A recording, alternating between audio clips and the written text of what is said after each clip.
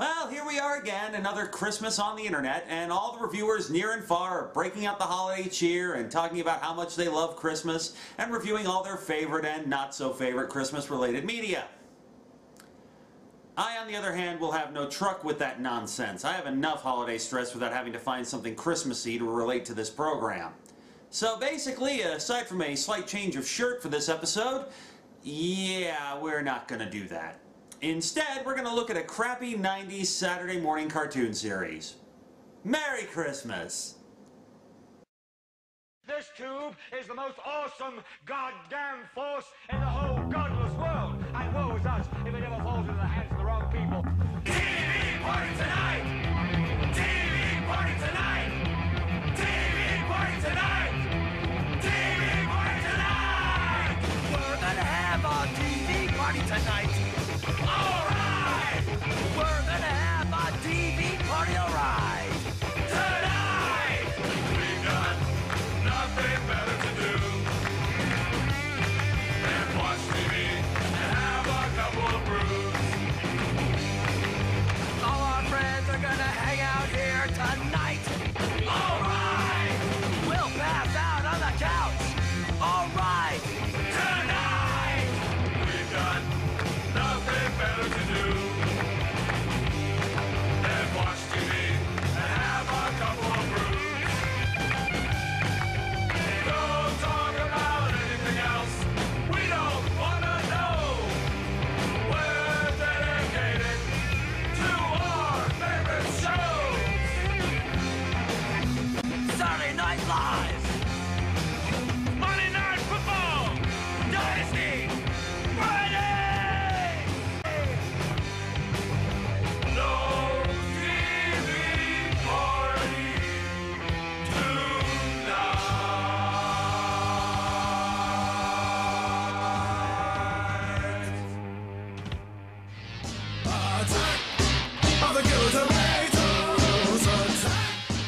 Greetings all, I'm Dubious Khan, and welcome into the Idiot Box, where we take a look at television of the past and present and try to figure out where things went so horribly, horribly wrong. Television and the movies have a strange, almost incestuous relationship. We're all familiar with the concept of a big studio taking an old TV show and turning it into a blockbuster movie. But it has worked in the opposite direction as well. Some movies have been adapted into TV series. This has happened a few times with live-action series, but primarily with animated ones, which is what we're going to take a look at today. But in this case, we're looking at one that was based on a movie that would have languished in cult movie obscurity if it wasn't for a bizarre confluence of events that I'll get into in just a minute. Because today, folks, we're taking a look at Attack of the Killer Tomatoes, the series. Now, even by Hollywood standards, this series has a seriously convoluted origin story that would make even the most devout comic book fan go, "Wait, what?" Follow me on this. The original movie Attack of the Killer Tomatoes was released in 1978 and was pretty much just a bunch of friends making a spoof of B-grade horror movies. The film was cheaply made and predictably did not do well. But it achieved a minor cult status and might have stayed there for good if not for footage from the film being used in one of the most unlikely places imaginable. Jim Henson's Muppet Babies. No, I'm not kidding. In the Muppet Babies episode The Weirdo Zone, there was a sequence wherein Fozzie Bear does battle with silly tomatoes. This particular sequence, in Muppet Babies fashion, included footage from Attack of the Killer Tomatoes to enhance the story being told. This particular episode was a hit in the ratings, and this sequence was repeatedly cited as one of the standouts of the episode. Muppet Babies was being produced by Marvel Productions, who were, at the time, owned by noted B-movie production company New World Communications. New World noticed the high ratings of the episode and the sighting of the Silly Tomatoes sequence as one of the standouts and figured there may be a way to make money on the Killer Tomatoes property. They contacted Foursquare Productions, who had created the original movie, and asked them if they'd be interested in making a sequel. Now, originally, creators John DeBello, Constantine Dillon, and J. Stephen Peace weren't interested in making a sequel, but when New World said they would give them a $2 million budget, yeah, they got to work on the script. Return of the Killer Tomatoes was released in 1988 and proved to be a major success in the home video market. The film is also notable for being one of the earliest film appearances for a then unknown actor named George Clooney. I've got 5 actors playing 10 parts. Heck, I'm playing 3 parts myself. And if you've seen these special effects, show them special effects. Yeah. Gentlemen. Ladies, I'm sorry. Hold that. We've been avoiding it, but it's the 80s. I think it's time for product placement. Give me that beer. This generic stuff, you know, generic, it's not going to cut it. So, I say product placement. It'll work. I think you should trust me on this. Hey, that's a great idea, J.D. Brand names. Product placement. Product placement. All right, look. Trust, you don't pay the Actors Guild, but I don't have a choice right now, folks. Who cares about the Actors Guild? Folks. So, with Return of the Killer Tomatoes being a success, New World decided to take a crack at taking the movie and adapting it into a tongue-in-cheek animated series for the younger set. The Fox network was just beginning to expand into Saturday morning programming at this time, and so, in the fall of 1990, Attack of the Killer Tomatoes, the series, was born. The series kept most of the trappings of Return of the Killer Tomatoes, altering them slightly to fit a Saturday morning format. So here's the setup in a nutshell. It's 5 years after the Great Tomato War. Tomatoes are now banned from the U.S., and the setting is the idyllic Southern California community of San Zucchini. Here we find Finletter's Pizzeria, run by Tomato War veteran and member of the Killer Tomato Task Force, Wilbur Finletter. His additional staff includes his nephew Chad, who is the hero of the series, and his friend Tara Boomdier. Get it? Tara Boomdier? Tara Boomdier, Tara Boomdier. Yeah, that's the kind of humor you can expect on this program, folks. Tara has a secret which only Chad knows about. She's actually a tomato that has been mutated into resembling a human being. The mutation has had some unexpected side effects, however. Tara has tomato power, which manifests itself in a variety of ways, but usually as a form of telekinesis. Additionally, if she ever comes in contact with salt, she reverts to her tomato form, but pepper will cause her to sneeze back into her human form. An additional mutant tomato, FT, short for Fuzzy Tomato, hangs around with Chad and Tara, who tell Wilbur that he's a dog. So if tomatoes are banned, but we have a couple of mutant ones running around, where the hell did they come from? Well, like all good B-movie based TV series, this one has its own resident mad scientist. Nonsense! I'm just angry. I'm an angry scientist. Not mad? No! Angry! Do you understand? I'm angry! Now, I'm going to show you just how angry I am.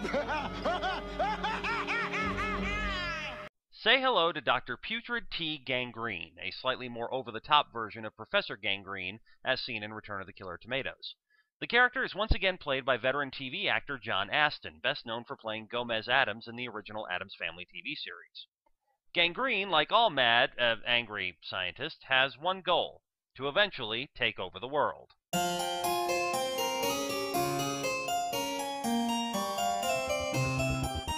Gangrene attempts to do this every episode with some new tomato-based scheme, usually targeting San Zucchini as a testing ground before expanding to the world at large. He's assisted in these plans by Igor Smith, who in this series is a blonde, brain-dead surfer dude with a desire to become a TV news anchorman. In addition to Igor, Gangrene has 5 specially mutated tomatoes known as the Gang of 5. The Gang of 5 is led by Zoltan, who is the only tomato who speaks in the series. Sadly, they aren't the best henchmen, as Igor played tapes from Gangrene's movie collection while they were being grown, rather than the learning tapes he was ordered to play. The result is that throughout any given episode, Zoltan and the rest of the Gang of 5 will invariably appear in costume and make movie references throughout the episode. Down there. Down there. Snakes. Why did it have to be snakes? There are no snakes down there. Rats? No. Bugs, mugs? Boards. Boards. Why did it have to be boards?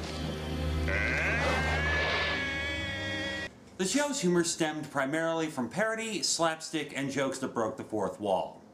In fact, there were several recurring characters that were basically embodiments of all of these. Recurring characters included Whitley White, San Zucchini's top-rated TV anchorman, who also seemed to be the only reporter the station had on staff. White is an egotistical blowhard who is always out to make himself look good, and also to provide massive exposition dumps in every episode. Dateline, somewhere in the Zucchini Botanical Gardens. This is Whitley White, reporting live from the camp of the noted archaeologist Hernando Lama. What have you found in this remote, uncharted part of California, Professor? That dish was 5,000 years old. Yeah, well, that's pretty old, I guess, but what our audience is really interested in is this. Exactly what is this? The character known as Tomato Guy is a generic all-purpose character who shows up in a number of roles in any given episode, usually taking the place of some military official, or at the very least to show up in a location and shout the word tomato, thus starting a mass panic. If you don't see what you want, just ask for it. Tomato!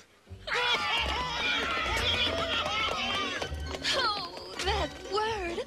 I feel A ripple dissolve coming on.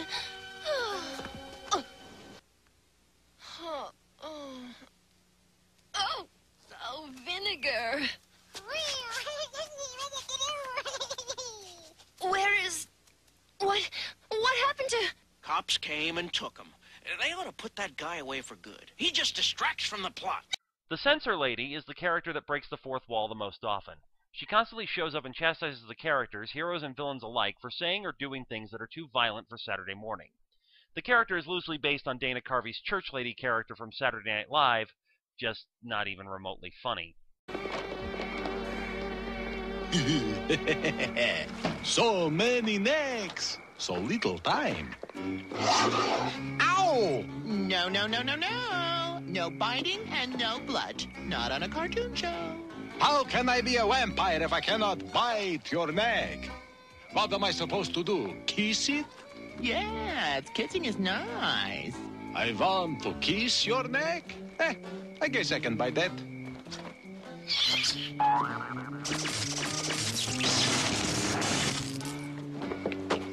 There are also the other three members of the Killer Tomato Task Force: Sam Smith, an alleged master of disguise, Mary Jo Nagina-Maniche, a world-class gymnast, and Floyd Bridgework, the underwater expert. And if you look at those three and Wilbur and you think, God, these guys are pathetic losers, well, then you're starting to catch on to the joke. Season 1 of Attack of the Killer Tomatoes followed the usual Saturday morning formula. Gangrene either needs something for his latest diabolical plan or is ready to enact it. Chad and Tara get wind of the plan and set out to stop him, sometimes with the aid of Wilbur and the task force, sometimes not. Eventually, Chad and Tara are victorious, and Gangrene goes off to lick his wounds until the next week and the next plan. In terms of quality, Season 1 isn't all that horrible. The character designs are interesting, and there's some vaguely Airplane-esque visual gags weaved in and out of the show that are kind of amusing. The voice cast is really good, playing everything they have to say perfectly straight, no matter how ridiculous it sounds. This just adds to the overall humor of the series. But while the animation isn't terrible, it is poorly timed, which means a lot of the jokes are killed under misplaced pauses and delayed reactions. Let's give them a taste of their own medicine! With what? Use your fingers, like when you were a kid. Chad, you forget that when I was a kid, I was a tomato. Fingers! What kind of game is this? The kind of game Zoltan likes. Hang on, Chad boy. Uncle Wilbur's coming. We have met the enemy, and he's a lot bigger than us. In spite of these flaws, Season 1 is decent, if not spectacular. And it did garner enough in the ratings for Fox to give them a second season. However, this time there were going to be some changes made. Veteran cartoon scriptwriter Flint Dill, best known for his work on G.I. Joe and Transformers, was brought in as the story editor for this new season, and he wanted to implement an ongoing storyline, one in which Gangrene would, in fact, take over the world, and our heroes would have to fight to get it back. Well, that should be fun and exciting, right? If you said yes, allow me to disillusion you right now. Here is part of the title sequence for Season 1.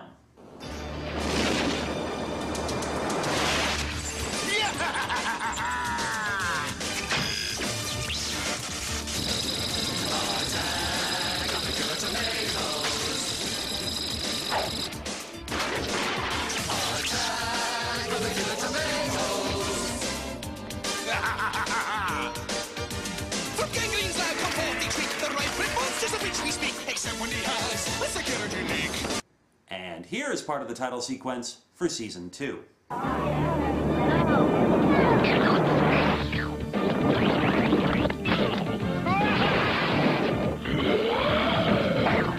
Attack of the Killer Tomatoes. Attack of the Killer Tomatoes. From Gambit out before this week, the rifle monsters of which we speak, except when he has a security lead. We're in trouble. Season 2's storyline is actually really good. Gangrene creates brand new Killer Tomato shock troops and mutates Zoltan and the Gang of Six again into larger, stronger, and smarter versions of themselves, each one this time with their own distinct personality. They go out and conquer the world and turn most of the population into Killer Tomatoes, thus leaving only a small group, specifically our heroes, to try to take back the planet.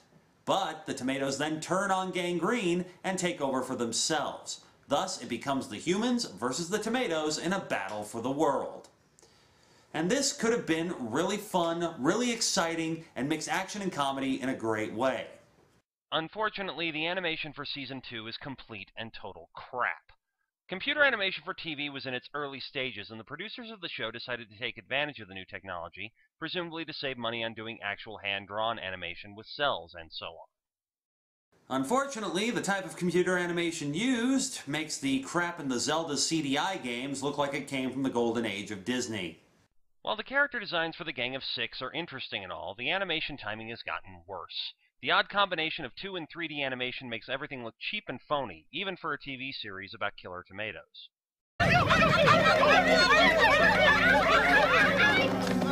Hey! Are you gonna let a few miserable ninnies do this to you? Get back in there. Never say die. Remember, you are the many.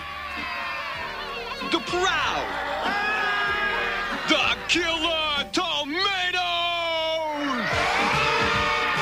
Well, you see, I join you except for this sprained stem here. It also didn't help that the show was aired on the Fox network, who were famous for not giving a crap about things like continuity in their kids' programming. So in addition to the horrible animation, the show was aired completely out of order, thus confusing the hell out of the viewership and driving the ratings down even further. Ultimately, this all led to the end of the series. Attack of the Killer Tomatoes was cancelled 8 episodes into Season 2, with no resolution to the story. In all honesty, the show had potential that was sadly squandered.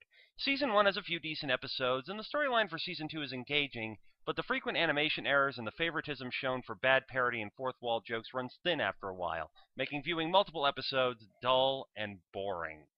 Unless you're a die-hard Killer Tomatoes fan, you can pretty much skip this series. If you're really curious, episodes do crop up on YouTube from time to time, but I wouldn't hold your breath for a DVD series anytime soon, if ever. So, with that, happy holidays to you all. I'm Dubious Khan. Join me next time for another trip into... What the hell is that?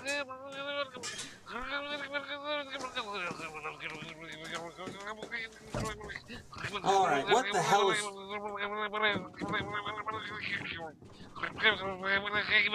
Oh, crap.